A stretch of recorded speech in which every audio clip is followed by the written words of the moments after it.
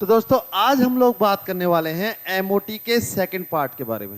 यानी पिछले वीडियो में हम लोगों ने बात की थी एमओटी सिद्धांत क्या होता है, एमओटी सिद्धांत कैसे वर्क करता है, कैसे ओवरलैपिंग होती है और एटॉमिक ऑर्बिटल्स की, और ओवरलैपिंग होने के बाद मॉलिक्यूलर ऑर्बिटल्स बनते हैं। कौन कौन से मॉलिक्यूलर ऑर्बिटल्स होते हैं, यानी BMO, NMO and AMO molecular orbitals होते हैं। इनमें इलेक्ट्रॉन्स जाते हैं। इनकी एनर्जी लेवल डायग्राम हम लोगों ने देखे थे। तो एग्जाम्पल में हम लोगों ने बात की थी कुछ मॉलिक्यूल, जैसे हाइड्रोजन एटम अगर मिल करके, दो हाइड्रोजन एटम मिल करके अगर मॉलिक्यूल बनाते हैं, या फिर दो हीलियम एटम मिल करके मॉलिक्यूल बनाते हैं, तो उनकी किस तरह का एनर्जी लेवल होना चाहिए। आज उसके आगे हम लोग बात करते हैं लिथियम मॉलिक्यूल की, यानी Li2 अणु की। आज हम लोग बात करते हैं लिथियम यानी Li2 अणु, यानी Li2 मॉलिक्यूल के बारे में। देखिए, लिथियम का इलेक्ट्रॉनिक विन्यास की अगर बात करें, यानी इलेक्ट्रॉनिक कॉन्फ़िगरेशन, तो इसका एटॉमिक नंबर तो होता है 3। अगर इलेक्ट्रॉनिक विन्यास की बात करें तो 1s2 and 2s1, 2p orbital इसमें खाली होते हैं। तो यहाँ हम लोग देखें तो 1s ऑर्बिटल में 2 इलेक्ट्रॉन्स होते हैं और 2s ऑर्बिटल में यहाँ हमारे पास 1 इलेक्ट्रॉन होता है। इस इलेक्ट्रॉनिक कॉन्फ़िगरेशन है, उसके अकॉर्डिंग हम लोग चीज़ों को यहाँ अगर इन एटॉमिक ऑर्बिटल्स में इलेक्ट्रॉन्स भरें और देखें कि मॉलिक्यूलर ऑर्बिटल्स में कैसे कैसे इलेक्ट्रॉन्स आते हैं, तो हम लोग यहाँ देख सकते हैं। मान लीजिए तो जो पहला लिथियम एटम है उसके लिए एटॉमिक ऑर्बिटल है, और जो दूसरा लिथियम एटम है उसके लिए एटॉमिक ऑर्बिटल, ये हो गया। तो 1s ऑर्बिटल में इसके पास होते हैं 2 इलेक्ट्रॉन्स, यानी 1s2 होता है, यहाँ भी 1s2 होता है, तो 2 इलेक्ट्रॉन 1s ऑर्बिटल में होते हैं। और 2s ऑर्बिटल में यहाँ हमारे पास होता है ओनली 1 इलेक्ट्रॉन। इस तरह से अब देखो टोटल 4 इलेक्ट्रॉन्स हो गए, 4 इलेक्ट्रॉन्स। 2 तो आ सकते हैं बॉन्डिंग में और 2 इलेक्ट्रॉन आएंगे जब बॉन्डिंग फुल हो जाते हैं, पूर्ण रूप से फिल हो जाते हैं, उसके बाद हम लोग एंटी बॉन्डिंग में इलेक्ट्रॉन्स भरते हैं। तो यहाँ सबसे पहले 2 इलेक्ट्रॉन्स तो आएंगे बॉन्डिंग ऑर्बिटल में, उसके बाद बाकी के 2 इलेक्ट्रॉन्स चले जाते हैं एंटी बॉन्डिंग में। अगर यहाँ 2s की बात करें तो सिग्मा 2s ऑर्बिटल में, अब देखो यहाँ 2 इलेक्ट्रॉन्स ही हैं हमारे पास 2s ऑर्बिटल में, तो दोनों इलेक्ट्रॉन्स यहाँ आ सकते हैं bonding molecular orbital sigma 2s orbital में। इस तरह से लिथियम मॉलिक्यूल के लिए हम लोग एनर्जी लेवल डायग्राम बना सकते हैं। अगर यहाँ हम लोग देखें तो इलेक्ट्रॉनिक कॉन्फ़िगरेशन की अगर बात करें तो इलेक्ट्रॉनिक कॉन्फ़िगरेशन यहाँ होगा सिग्मा 1s ऑर्बिटल में 2 इलेक्ट्रॉन्स हैं और सिग्मा स्टार 1s ऑर्बिटल में 2 इलेक्ट्रॉन हैं। तो हम लोग इन्हें लिख सकते हैं सिग्मा 1s में 2 इलेक्ट्रॉन्स हो गए और सिग्मा स्टार 1s ऑर्बिटल में हो गए 2 इलेक्ट्रॉन्स। उसके बाद देखिए तो सिग्मा 2s ऑर्बिटल में आ रहे हैं 2 इलेक्ट्रॉन्स, तो इलेक्ट्रॉनिक कॉन्फ़िगरेशन लिखते समय हम लोग लिख सकते हैं सिग्मा 2s ऑर्बिटल में 2 इलेक्ट्रॉन्स। बड़ा इजी काम है, कोई दिक्कत नहीं आएगी। जब हमने मेन कॉन्सेप्ट को अगर समझ लिया तो उसके बाद ज़्यादा प्रॉब्लम्स होती नहीं है। सबसे बड़ी समस्या आती है मेन कॉन्सेप्ट समझने के लिए, हम लोग करना क्या चाहते हैं। अगर ये हमारे समझ में आ जाए तो बहुत सी चीज़ें आसान हो जाती हैं। लेकिन आज की प्रॉब्लम यह है, लोगों को अभी तक, इवन स्टूडेंट्स को भी अभी तक नहीं पता कि हमें करना क्या है। अगर टारगेट नहीं होगा तो उसके अकॉर्डिंग कोई वर्क ही नहीं होगा। तो आप लोग अपना टारगेट फिक्स कीजिए, सब्जेक्ट सेलेक्ट कीजिए, कहाँ किसके पास कौन सी सब्जेक्ट आपको पढ़नी है, और उस पर पढ़ना स्टार्ट कीजिए, यानी वर्क करना स्टार्ट कीजिए। जल्दी और बड़े अच्छे तरीके से कॉन्फिडेंटली आप लोग अपने टारगेट पर पहुंच पाएंगे। तो यहाँ हम लोग देखें कि इलेक्ट्रॉनिक कॉन्फ़िगरेशन तो हम लोगों ने लिख लिया। अब आगे हम लोग इससे बॉन्ड ऑर्डर का पता लगा सकते हैं, यानी बॉन्ड ऑर्डर क्या रहेगा। तो बॉन्ड ऑर्डर की बात करें तो same formula NB minus Na/2, यानी number of bonding electrons minus number of anti bonding electrons upon 2। यहाँ बॉन्डिंग इलेक्ट्रॉन्स की बात करें तो देखो 2 and 2 कितने हो गए 4, तो यहाँ बॉन्डिंग इलेक्ट्रॉन्स तो हो गए 4। अगर एंटी बॉन्डिंग इलेक्ट्रॉन्स की बात करें तो यही है एंटी बॉन्डिंग, ऊपर सिग्मा स्टार 2s में तो कोई इलेक्ट्रॉन्स ही नहीं है।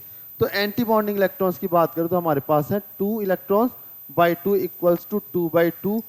आंसर हमारे पास आता है 1, यानी लिथियम जो एटम है वो एक बॉन्ड बनाता है दूसरे लिथियम एटम के साथ। तो इस तरह से ये बॉन्डिंग होती है, बॉन्ड ऑर्डर होता है। बॉन्ड ऑर्डर हम लोग दूसरे तरीके से भी पता कर सकते हैं। जैसे मान लीजिए ये तो सिग्मा 1s और सिग्मा स्टार 1s ऑर्बिटल है। अब हम जानते हैं कि वैलेंस शेल तो ये है नहीं, और वैलेंस शेल के इलेक्ट्रॉन्स ही ज्यादातर बॉन्डिंग में भाग लेते हैं। तो उस कंडीशन में हम लोग चाहें तो वैलेंस शेल के इलेक्ट्रॉन्स को भी इस फॉर्मूले में रखकर कैलकुलेशन कर सकते हैं। यानी बॉन्डिंग इलेक्ट्रॉन्स 2 हैं और एंटी बॉन्डिंग 0 है, तो हम लोग इसी बॉन्ड ऑर्डर को यूं भी निकाल सकते हैं, 2 - 0/2 = 1। एक ही बात होती है, क्योंकि बॉन्डिंग इलेक्ट्रॉन्स वैलेंस शेल के इलेक्ट्रॉन्स होते हैं। तो इस तरह से बॉन्ड ऑर्डर हमारे पास आ गया एक। अगर मैग्नेटिक प्रॉपर्टी की बात करें तो मैग्नेटिक प्रॉपर्टी देखें तो देखो यहां एक भी अनपेड इलेक्ट्रॉन हमें दिख नहीं रहा है। तो जब तक अनपेड इलेक्ट्रॉन नहीं दिखेगा इसका मतलब मैग्नेटिक प्रॉपर्टी है ही नहीं उसमें, यानी वो डायमैग्नेटिक यानी प्रति चुंबकीय प्रवृत्ति का होता है, यानी पैरामैग्नेटिक नहीं हो सकता। अगर अनपेड इलेक्ट्रॉन होगा तो वो पैरामैग्नेटिक हो जाएगा, लेकिन यहाँ नहीं है, इसका मतलब ये कैसा है, डायमैग्नेटिक। तो यहाँ इस तरह से इसकी मैग्नेटिक प्रॉपर्टी हो जाएगी डायमैग्नेटिक। इस तरीके से हम लोग लिथियम मॉलिक्यूल के लिए bond order, magnetic property, electronic configuration को एक्सप्लेन कर सकते हैं। इसके बाद अगर हम लोग देखें तो लिथियम मॉलिक्यूल के बाद आता है बेरिलियम, Be2 मॉलिक्यूल।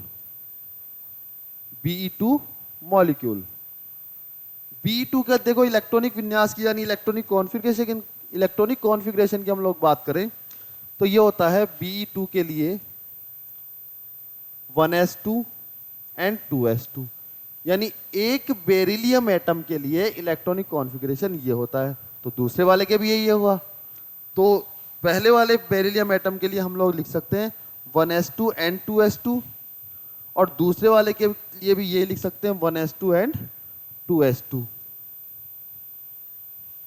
अगर यहां देखें तो देखो 1s का तो सेम रहेगा यहाँ पर, 2s ऑर्बिटल में जहां एक एक इलेक्ट्रॉन था पहले, अब लिथियम वाले में तो बेरिलियम वाले में अब दो दो इलेक्ट्रॉन्स हो जाते हैं। अब देखिए यहां पर दो इलेक्ट्रॉन्स बढ़े हैं, बॉन्डिंग ऑर्बिटल हमारे पास फुल है, तो हम लोग इलेक्ट्रॉन को कहां शिफ्ट करेंगे, एंटी बॉन्डिंग मॉलिक्यूलर ऑर्बिटल्स में। तो यहां पर अगर हम लोग देखें तो इलेक्ट्रॉनिक कॉन्फ़िगरेशन इसका हो जाएगा सिग्मा 2s2 था, इसके बाद सिग्मा स्टार 2s में भी दो इलेक्ट्रॉन्स आ गए, ये तो हो गया इलेक्ट्रॉनिक कॉन्फ़िगरेशन। अगर बॉन्ड ऑर्डर की बात करें तो Nb - Na/2। तो यहाँ बॉन्ड ऑर्डर अगर हम लोग देखें तो देखिए यहाँ पर बॉन्डिंग में इलेक्ट्रॉन्स कितने हैं, बॉन्डिंग ऑर्बिटल्स में। अगर इसको छोड़ दें तो ओनली इसी को देख सकते हैं हम लोग, यानी जो वैलेंस शेल होता है। तो यहाँ बॉन्डिंग ऑर्बिटल्स में दो इलेक्ट्रॉन्स और एंटी बॉन्डिंग ऑर्बिटल्स में हमारे पास दो इलेक्ट्रॉन्स थे, यानी बॉन्ड ऑर्डर यहाँ हो गया 2 - 2/2 = 0। वही हीलियम वाली कंडीशन आ गई। तो इसका मतलब बॉन्ड ऑर्डर बेरिलियम वाले की जो मॉलिक्यूल है उसके लिए आ रहा है 0। इसका मतलब Be2 के रूप में बेरिलियम नहीं पाया जाता, यानी Be2 मॉलिक्यूल के रूप में बेरिलियम नहीं होता है, क्योंकि बंध ही नहीं बन रहा है, यानी बॉन्ड ही नहीं बन रहा है, बॉन्ड ऑर्डर 0 आ रहा है, तो इसका मतलब कोई बॉन्ड इनमें पाया नहीं जाता है। और अगर मैग्नेटिक प्रॉपर्टी की बात करें, ठीक है, जब मॉलिक्यूल ही नहीं है तो मैग्नेटिक प्रॉपर्टी किस बात की, लेकिन अगर फिर भी अगर अकॉर्डिंग टू स्ट्रक्चर देखें तो यहाँ डायमैग्नेटिक होना चाहिए, क्योंकि जो है अनपेड इलेक्ट्रॉन यहाँ प्रेजेंट नहीं है। तो इस तरह से हम लोग बेरिलियम के लिए भी ये बना सकते हैं। देखो बेरिलियम और हीलियम दोनों के लिए ही हमारे पास जो एनर्जी लेवल डायग्राम आ रहा है उससे हम लोग पता लगा सकते हैं कि इन दोनों के लिए ही ये दोनों ही मॉलिक्यूल नेचर में मिलते नहीं है, यानी नहीं पाए जाते प्रकृति में ये। अगर हम लोग उसके आगे बढ़े तो हमारे पास आता है नेक्स्ट मॉलिक्यूल बोरॉन। तो बोरॉन की अगर स्ट्रक्चर की हम लोग बात करें तो यहां से बोरॉन की स्ट्रक्चर को हम लोग ले लेते हैं। अगर इस डायग्राम को हम लोग थोड़ा बड़ा करके ले लेते हैं तो हम लोग बोरॉन की स्ट्रक्चर को बेटर तरीके से बता पाएंगे। अब देखो बोरॉन के लिए एटॉमिक नंबर होता है 5, तो 5 एटॉमिक नंबर होता है, तो उसके लिए इलेक्ट्रॉनिक कॉन्फ़िगरेशन हो जाएगा 1s2 2s2 एंड 2p1, यानी 1s2 2s2 एंड 2p1। एक इलेक्ट्रॉन यहाँ 2p ऑर्बिटल में आ जाता है। ठीक है, कोई दिक्कत नहीं है, आने दो, हम क्यों रोकेंगे किसी इलेक्ट्रॉन का आता है, तो हमें तो कैलकुलेशन करनी है, करते रहेंगे। अगर बोरॉन की बात करें तो एक इलेक्ट्रॉन आ गया 2p1 में, यानी ये इलेक्ट्रॉन 2p1 ऑर्बिटल में यहाँ आ गया। इसको थोड़ा और अच्छे से लिख सकते हैं हम लोग, यहाँ थोड़ा बेटर आपको एक्सप्लेन हो पाएंगी चीजें। यहां हम लोग देखें तो 2p1 में एक इलेक्ट्रॉन हमारे पास आ गया। तो अब देखो दो इलेक्ट्रॉन्स है, यहां तो इलेक्ट्रॉन भरने का क्रम सेम रहेगा, 1s2 और 2s2 में तो कोई दिक्कत ही नहीं, हम लोग भर चुके हैं। अब हमें बोरॉन में एक इलेक्ट्रॉन एक्स्ट्रा भरना है, तो वो 2p ऑर्बिटल में जाएगा। तो यहाँ 2p ऑर्बिटल में देखो, यहां हम लोग लिख सकते हैं इसको, अब दोनों में एक एक इलेक्ट्रॉन है, तो सबसे पहले लोअर एनर्जी के ऑर्बिटल्स में इलेक्ट्रॉन्स जाते हैं। तो दो इलेक्ट्रॉन्स हैं, अब यहां पर हमारे पास लोअर एनर्जी के 3 ऑर्बिटल्स हैं, उनमें से भी कंपेयर करें तो px एंड 2py ऑर्बिटल जो है उनकी एनर्जी थोड़ी और कम है। तो सबसे पहले दोनों में एक एक इलेक्ट्रॉन जाएंगे, उसके बाद पेयरिंग होगी इनकी। तो एक एक इलेक्ट्रॉन हम लोगों ने इसमें फिल कर दिया। अगर इसके अकॉर्डिंग इलेक्ट्रॉनिक कॉन्फ़िगरेशन देखें तो यहां तक तो ये है ही। इसके बाद हम लोग लिख सकते हैं पाई 2px में एक इलेक्ट्रॉन आ रहा है और दोनों की ऊर्जा सेम है, इसलिए पाई 2py इसको लिख देते हैं। उसमें हमारे पास एक इलेक्ट्रॉन हो जाएगा। इस तरह से इलेक्ट्रॉनिक कॉन्फ़िगरेशन लिख सकते हैं हम लोग। सेम चीज बॉन्ड ऑर्डर की बात करें तो अब यहां देख सकते हैं कि बॉन्ड ऑर्डर कितना होगा, number of bonding electrons 2 and 2, यानी 4 इलेक्ट्रॉन्स है हमारे पास बॉन्डिंग इलेक्ट्रॉन्स। तो बॉन्डिंग इलेक्ट्रॉन्स यहां हो गए 2 माइनस एंटी बॉन्डिंग इलेक्ट्रॉन्स यहां आ रहे हैं हमारे पास 2। बॉन्डिंग इलेक्ट्रॉन्स की बात करें तो 4 माइनस एंटी बॉन्डिंग इलेक्ट्रॉन्स की बात करें तो 2। देखो 2 इलेक्ट्रॉन्स तो ये हैं बॉन्डिंग में और 2 इलेक्ट्रॉन्स ये हैं, तो 4 माइनस 2 अपॉन 2 इक्वल्स टू आ गया 2/2 इक्वल्स टू 1। यानी according to MOT boron molecule जो है वो एक बॉन्ड बना सकता है। अब बोरॉन मॉलिक्यूल एक ही बॉन्ड बनाता है अकॉर्डिंग टू एमओटी, यानी वैसे हम लोग देखें तो बोरॉन जो है वो 3 बॉन्ड बना सकता है, लेकिन एमओटी यहां ये कहना चाह रहा है कि अब देखो एमओटी जो थ्योरी है वो इलेक्ट्रॉन के एक्साइटेड होने को नहीं बताती है। वीबीटी में तो हम लोगों ने एक्सप्लेन किया था कि इलेक्ट्रॉन एक्साइटेड हो जाता है तो एक अनपेयर्ड इलेक्ट्रॉन आ जाएगा, तो 3 अनपेयर्ड इलेक्ट्रॉन टोटल हो जाएंगे और 3 बॉन्ड बन जाएंगे। इन एमओटी थ्योरी जो इलेक्ट्रॉनों के एक्साइटेड होने को नहीं बताता है, इस वजह से यहां पर बॉन्ड ऑर्डर कितना आ रहा है, एक ही आ रहा है। और अगर हम लोग इसको एक दूसरे तरीके से और एक्सप्लेन कर सकते हैं कि यहां पर जो एक एक इलेक्ट्रॉन आ रहे हैं वो पाई ऑर्बिटल्स में आ रहे हैं, यानी यहां हम लोग देखें तो बोरॉन के लिए जो बॉन्ड ऑर्डर आ रहा है एक, यानी इसका मतलब ये भी हो सकता है कि इसके पाई ऑर्बिटल में इलेक्ट्रॉन्स आ रहे हैं, तो बोरॉन एक पाई बॉन्ड बना सकता है। तो इस तरह से बोरॉन के जो है हम लोग बॉन्ड ऑर्डर को एक्सप्लेन कर सकते हैं। अगर हम लोग बात करें मैग्नेटिक प्रॉपर्टी की, तो देखो यहां पर अनपेयर्ड इलेक्ट्रॉन्स आ रहे हैं, तो अनपेयर्ड इलेक्ट्रॉन्स आ रहे हैं इस वजह से बोरॉन की जो यहां B2 मॉलिक्यूल है उसके लिए मैग्नेटिक प्रॉपर्टी हो जाएगी पैरामैग्नेटिक, क्योंकि यहां पर अनपेयर्ड इलेक्ट्रॉन आ रहे हैं। अनपेयर्ड इलेक्ट्रॉन आएंगे तो पैरामैग्नेटिक प्रॉपर्टी होगी ही होगी। तो इस तरीके से बोरॉन मॉलिक्यूल को भी हम लोग एक्सप्लेन कर सकते हैं। सेम चीज अगर हम लोग देखें नेक्स्ट आगे के जो एलिमेंट्स हैं, जो आगे के एटम्स हैं, उनके लिए भी हम लोग बना सकते हैं मॉलिक्यूलर ऑर्बिटल डायग्राम, जिसे हम एनर्जी लेवल डायग्राम से एक्सप्लेन करते हैं। जैसे कार्बन C2 अणु के लिए, अगर C2 अणु की बात करें तो कार्बन का इलेक्ट्रॉनिक कॉन्फ़िगरेशन होता है 1s2 2s2 एंड 2p2, यानी 1s ऑर्बिटल में 2 इलेक्ट्रॉन्स हैं, 2s ऑर्बिटल में 2 इलेक्ट्रॉन्स हैं और 2p ऑर्बिटल्स में हमारे पास आते हैं 2 इलेक्ट्रॉन्स। अब यहां हम लोग देखते हैं कि ये तो एक कार्बन के लिए ले लेते हैं और ये दूसरे कार्बन के लिए ले लेते हैं, दोनों के ओवरलैपिंग होगी एटॉमिक ऑर्बिटल्स की, तो मॉलिक्यूलर ऑर्बिटल्स बन जाएंगे इस तरीके से। तो नाइट्रोजन तक के एलिमेंट्स के लिए हम लोग इस तरह का ही डायग्राम बनाते हैं, एनर्जी लेवल डायग्राम, और नाइट्रोजन से बाद वाले यानी O2F2 के लिए एनर्जी लेवल डायग्राम में थोड़ा सा चेंज होता है, जिसे हमने पिछले वीडियो में बड़े अच्छे से एक्सप्लेन किया था। आप लोग पिछला वीडियो जरूर देखिए अगर आप लोगों ने नहीं देखा है उसको। एमओटी के कॉन्सेप्ट आपके और भी बेटर तरीके से क्लियर यानी एक्सप्लेन हम लोग कर रहे हैं, उसमें आप लोग अच्छे से उस चीज को समझ पाएंगे। तो तो यहाँ पर हम लोग देखें तो 2 इलेक्ट्रॉन्स भरने हैं हमें 2p ऑर्बिटल्स में। दोनों कार्बन एटम्स के लिए 2p ऑर्बिटल में हम लोगों ने 2 इलेक्ट्रॉन्स भर दिए हैं।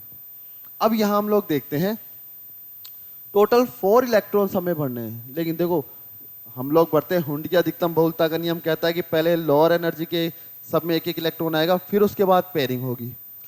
तो यहाँ पर अभी तो एक एक इलेक्ट्रॉन आया था, अब टोटल 4 इलेक्ट्रॉन्स हमें भरने हैं। तो 2 इलेक्ट्रॉन्स आ गए और 2 इलेक्ट्रॉन्स हम लोगों ने और भर दिए। यानी ये जब तक फुल नहीं होंगे हम लोग इलेक्ट्रॉन भरने के लिए हायर एनर्जी के ऑर्बिटल्स में नहीं जाएंगे। तो पहले अब ये फुल हो गए।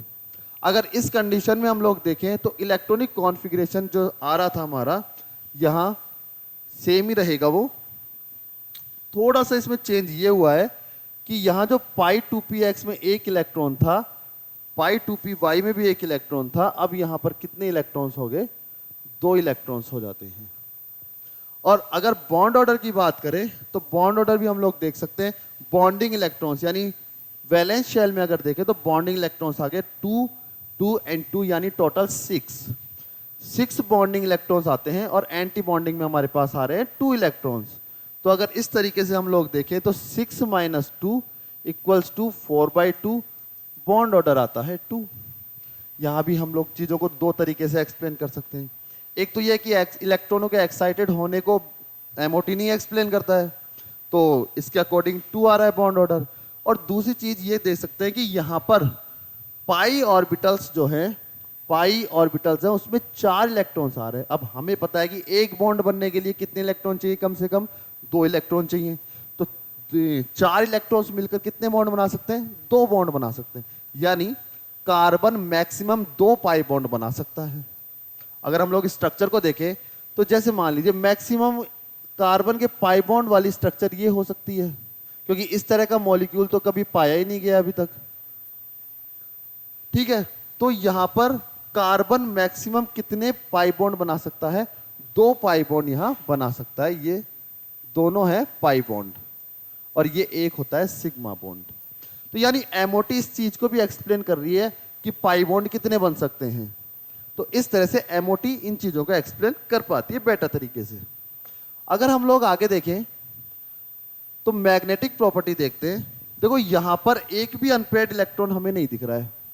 तो अगर एक भी अनपेयर्ड इलेक्ट्रॉन नहीं है, इसका मतलब मैग्नेटिक प्रॉपर्टी कैसी होगी उसकी? डायमैग्नेटिक, यानी कोई अनपेयर्ड इलेक्ट्रॉन नहीं, यानी डायमैग्नेटिक ये होता है। तो यहाँ मैग्नेटिक प्रॉपर्टी को हम लोग लिख सकते हैं कि C2 जो मॉलिक्यूल है वो डाई एटॉमिक होता है, माफ कीजिए डाईमैग्नेटिक वो हो जाता है। इस तरह से इसके लिए भी सभी चीजों को हम लोग एक्सप्लेन कर सकते हैं। कार्बन के बाद आता है नाइट्रोजन। अगर नाइट्रोजन की बात करें तो थोड़ा इलेक्ट्रॉनिक कॉन्फ़िगरेशन जो चेंजेस होंगे वो हो जाते हैं। जैसे अगर C2 अणु के लिए हम लोगों ने लिया था, उसके बाद N2 अणु की अगर बात करें तो N2 मॉलिक्यूल के लिए आता है 7N यानी 1s2 2s2 एंड 2p3। यानी यहां p ऑर्बिटल में कितने इलेक्ट्रॉन्स आते हैं? 3 इलेक्ट्रॉन्स आते हैं। तो हम लोग यहां 3 इलेक्ट्रॉन्स भर देते हैं। देखो उससे पहले का इलेक्ट्रॉनिक कॉन्फ़िगरेशन तो सेम है, तो इसे हम लोग बार बार नहीं बना रहे। आप लोग इसे अच्छे समझ पा रहे होंगे, ऐसा मैं उम्मीद करता हूं। अब यहां पर देखो 3 इलेक्ट्रॉन्स 2p ऑर्बिटल में आए थे। अब टोटल इलेक्ट्रॉन्स हो गए 2p ऑर्बिटल में 6 इलेक्ट्रॉन्स, यानी 3 तो इस नाइट्रोजन एटम के और 3 इस नाइट्रोजन एटम के।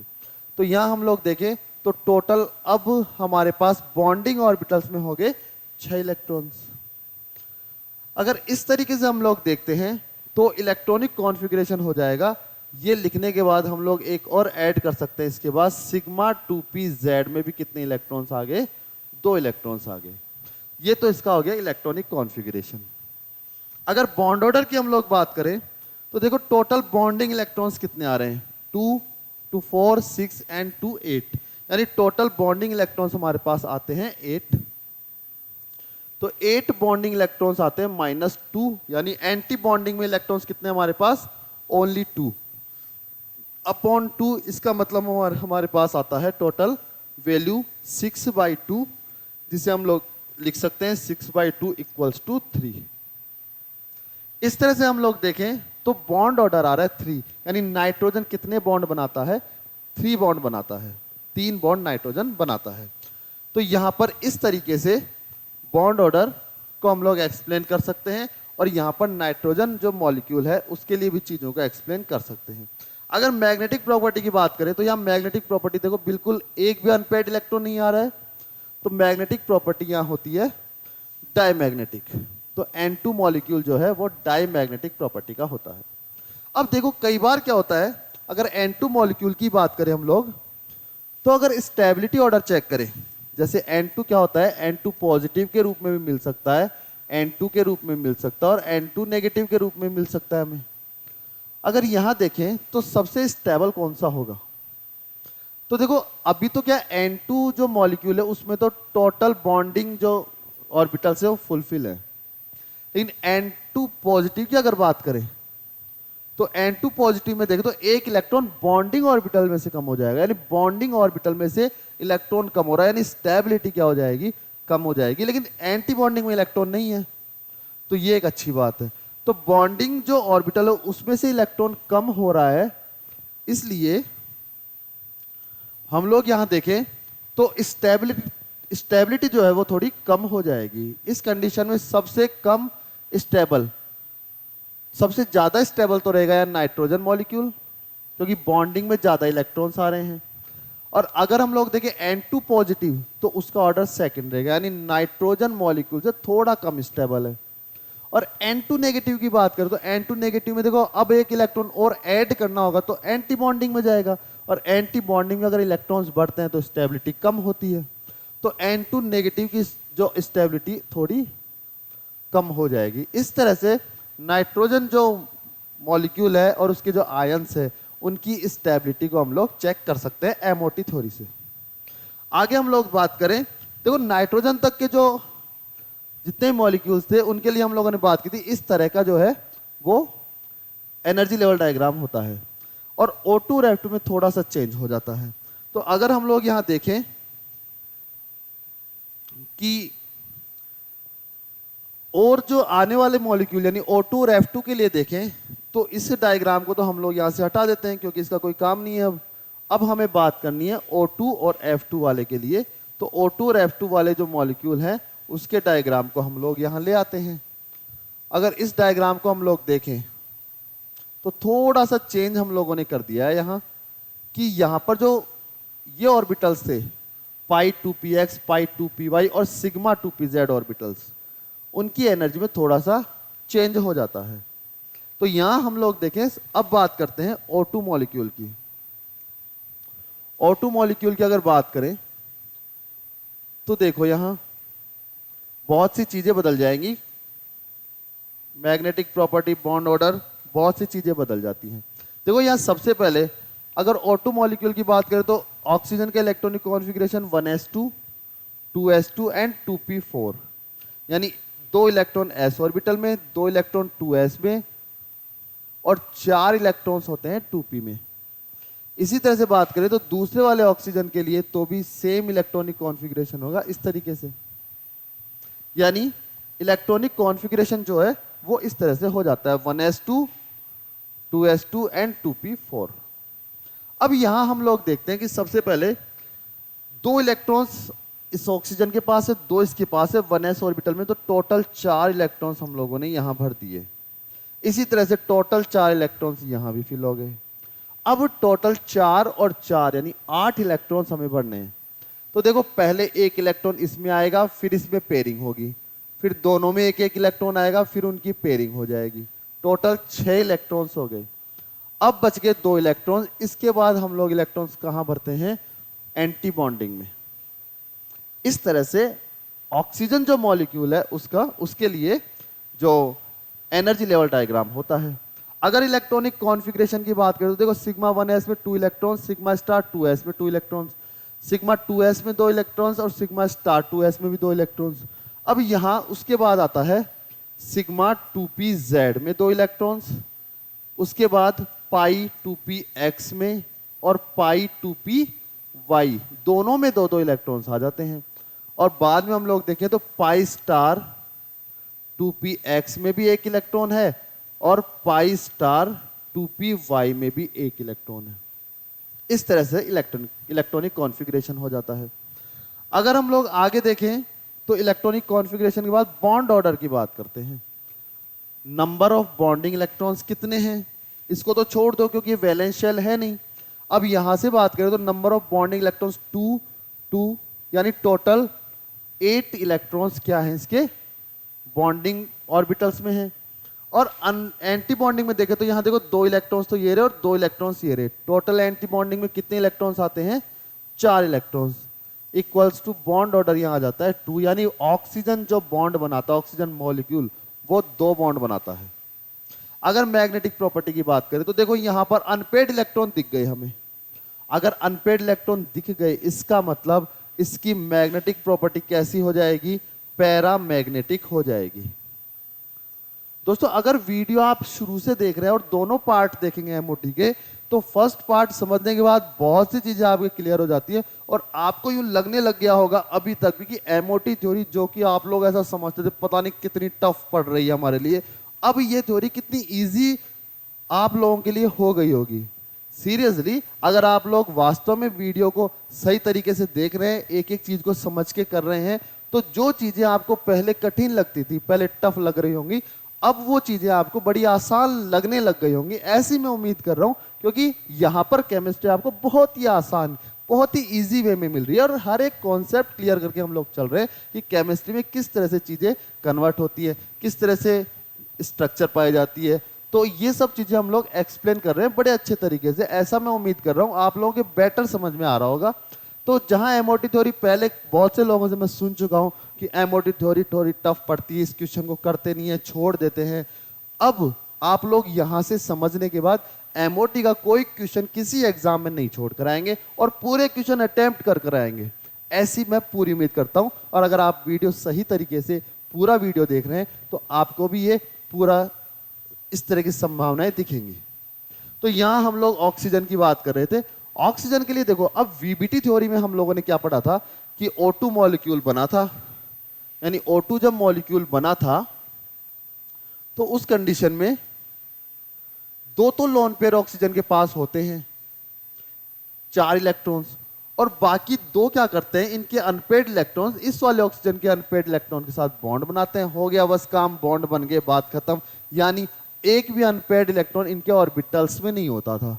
यानी वीबीटी के अकॉर्डिंग हम लोगों ने पढ़ा था कि ऑक्सीजन मॉलिक्यूल कैसा होता है, डायमैग्नेटिक होना चाहिए। लेकिन यहां पर हम लोग देखें तो ऑक्सीजन मॉलिक्यूल कैसा हो रहा है, पैरामैग्नेटिक हो रहा है। दोस्तों ऑक्सीजन की जो मैग्नेटिक प्रॉपर्टी होती है वो एमओटी थ्योरी बड़े अच्छे से एक्सप्लेन कर पाती है। तो यहां पर ऑक्सीजन की जो मैग्नेटिक प्रॉपर्टी होती है पैरामैग्नेटिक होती है, और जब प्रैक्टिकली चीजों को देखा गया तो ऑक्सीजन की मैग्नेटिक प्रॉपर्टी पैरामैग्नेटिक ही आती है। तो यहां से यह बात तो क्लियर हो गई कि ऑक्सीजन पैरामैग्नेटिक नेचर का होता है। तो इसलिए एमओटी थ्योरी इस चीज को बेटर एक्सप्लेन कर पाती है कि ये सब कैसे होता है। तो इस तरह से ऑक्सीजन के लिए हम लोग ये बना सकते हैं एनर्जी लेवल डायग्राम। अब ऑक्सीजन में भी कुछ तरह के आयंस होंगे। जैसे मान लीजिए कुछ आयंस है, अगर उनकी स्टेबिलिटी चेक की जाए कि कौन सा आयन ज्यादा स्टेबल है, तो यहां हम लोग बात करते हैं, देखो O2 2 positive, O2 positive, O2 negative and O2 2 negative. अगर इनके आयंस की बात करें, स्टेबिलिटी की चेक करें कौन सा ज्यादा स्टेबल होगा, तो देखो इसको बड़े अच्छे से एक्सप्लेन करती है एमओटी। यहां पर देखो 1s2 2s2, यहां तक तो हमें कोई स्टेबिलिटी का कोई दिक्कत नहीं है, बराबर इलेक्ट्रॉन्स आएंगे जितने भी जो आयंस है या पूरा मॉलिक्यूल है उस सभी में। अब देखो सबसे पहले O2 पॉजिटिव की बात करें, यानी 2 इलेक्ट्रॉन्स कम हो गए। अब कम कहां से होंगे, देखो यहां पर एंटी बॉन्डिंग जो ऑर्बिटल है उनमें से दोनों इलेक्ट्रॉन निकल गए। अब क्या है, सारे इलेक्ट्रॉन्स किस में है, ओनली बॉन्डिंग में ही है। तो बताओ एंटी बॉन्डिंग में से इलेक्ट्रॉन कम हो गए, इसका मतलब स्टेबिलिटी बढ़ेगी, और स्टेबिलिटी बढ़ेगी इसका मतलब O2 मॉलिक्यूल से ज्यादा स्टेबल हो गया कौन सा, O2 2 पॉजिटिव आयन। तो इस तरह से हम लोग देखें तो O2 2 पॉजिटिव आयन जो है वो ज्यादा स्टेबल होगा। चलो O2 पॉजिटिव की बात करते हैं पहले। O2 पॉजिटिव में भी क्या होगा, ऑक्सीजन जो मॉलिक्यूल है उसका जो एनर्जी लेवल डायग्राम है उसमें हम लोग देखें तो एक इलेक्ट्रॉन बाहर हो जाएगा, यानी ऑक्सीजन का जो ऑक्सीजन जो अणु था उसमें तो कितने इलेक्ट्रॉन आ रहे थे, एंटी बॉन्डिंग में 2 इलेक्ट्रॉन्स, O2 पॉजिटिव में एक ही रह जाएगा, यानी एंटी बॉन्डिंग में इलेक्ट्रॉन्स की संख्या कम हो रही है, ऑब्वियस सी बात है, फिर क्या होगा, स्टेबिलिटी बढ़ेगी। तो यहां पर हम लोग देखें O2 positive is more stable then O2 positive is more stable then O2 positive and O2 positive is more stable then O2। अगर हम लोग O2 नेगेटिव की बात करें, यानी एक इलेक्ट्रॉन एक्स्ट्रा आ गया, तो देखो एंटी बॉन्डिंग में इलेक्ट्रॉन बढ़ जाएगा यहां पर। अगर एंटी बॉन्डिंग में इलेक्ट्रॉन बढ़ेगा तो सीधी सी बात है स्टेबिलिटी फिर से क्या हो जाएगी, कम हो जाएगी। तो एंटी बॉन्डिंग ऑर्बिटल में इलेक्ट्रॉन बढ़ेगा तो स्टेबिलिटी कम हो जाएगी ऑक्सीजन से। अब O2 नेगेटिव की बात करें तो एक और इलेक्ट्रॉन वो भी एंटी बॉन्डिंग में बढ़ रहा है तो स्टेबिलिटी और भी ज्यादा कम हो जाएगी। तो O2 नेगेटिव और भी कम स्टेबल होता है। अगर ऑक्सीजन के लिए स्टेबिलिटी ऑर्डर को देखें तो स्टेबिलिटी ऑर्डर इस तरह से पाया जाता है। तो ये ऑक्सीजन का स्टेबिलिटी ऑर्डर हो गया, जो कि एग्जाम के आप लोग किसी भी एग्जाम की तैयारी कर रहे हो, चाहे नीट, जेई, 11, 12, बीएससी, किसी भी एग्जाम की आप लोग तैयारी कर रहे हैं, तो उन सभी के लिए इंपॉर्टेंट बातें हैं जो मैं आप लोगों को बता रहा हूं। तो आप लोग ये स्टेबिलिटी ऑर्डर जरूर याद कीजिए, नाइट्रोजन का, ऑक्सीजन का किस तरीके से होता है। यहां पर ये सब होने के बाद अब नेक्स्ट मॉलिक्यूल आता है हमारे पास F2 मॉलिक्यूल। F2 मॉलिक्यूल की बात करें तो देखो इलेक्ट्रॉनिक कॉन्फ़िगरेशन देखें F2 के लिए, तो सबसे पहले 9F यानी 1s2 2s2 एंड 2p5, यानी p ऑर्बिटल में 5 इलेक्ट्रॉन्स होते हैं। तो सीधी सी बात है 1s2 2s2 एंड 2p5, इसी तरह से यहां पर 2p5। कॉन्फ़िगरेशन में कोई चेंज नहीं होता है यहां पर। अब एक एक इलेक्ट्रॉन बढ़ाना है हमें, तो एक एक इलेक्ट्रॉन देखो 2 इलेक्ट्रॉन बढ़ गया, अब दोनों इलेक्ट्रॉन कहां बढ़ेंगे, ये एंटी बॉन्डिंग यहां बढ़ जाएंगे। तो ऑक्सीजन से 2 इलेक्ट्रॉन ज्यादा हो गए F2 मॉलिक्यूल में। तो इस तरीके से हम लोग देखें तो इलेक्ट्रॉनिक कॉन्फ़िगरेशन होगा यहां पाई स्टार 2px और पाई स्टार 2py में एक एक इलेक्ट्रॉन और बढ़ गया, तो ये हमें लोगों ने इसे लिख दिया। तो इस तरीके से ये तो हो गया इलेक्ट्रॉनिक कॉन्फ़िगरेशन। अगर बात करें बॉन्ड ऑर्डर की, तो बॉन्ड ऑर्डर देखो नंबर ऑफ बॉन्डिंग इलेक्ट्रॉन्स कितने आ रहे हैं, 2 4 6 8। बॉन्डिंग इलेक्ट्रॉन्स 8 आ रहे हैं, लेकिन एंटी बॉन्डिंग इलेक्ट्रॉन्स कितने आ रहे हैं, 2 एंड 2 एंड 2, यानी टोटल 6 इलेक्ट्रॉन, यानी एंटी बॉन्डिंग इलेक्ट्रॉन्स आते हैं 6।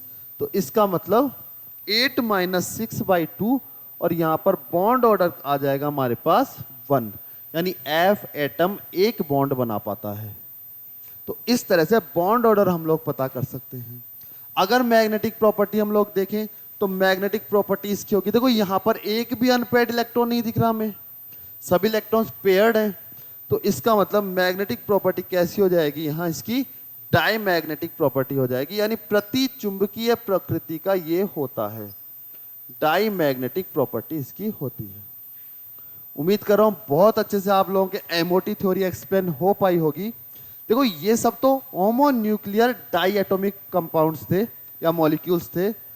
अब इसके अलावा और आता है हीट्रोन्यूक्लियर डाई एटॉमिक मॉलिक्यूल्स, जिसे हम लोग नेक्स्ट पार्ट में स्टडी करेंगे एमओटी थ्योरी के। धन्यवाद।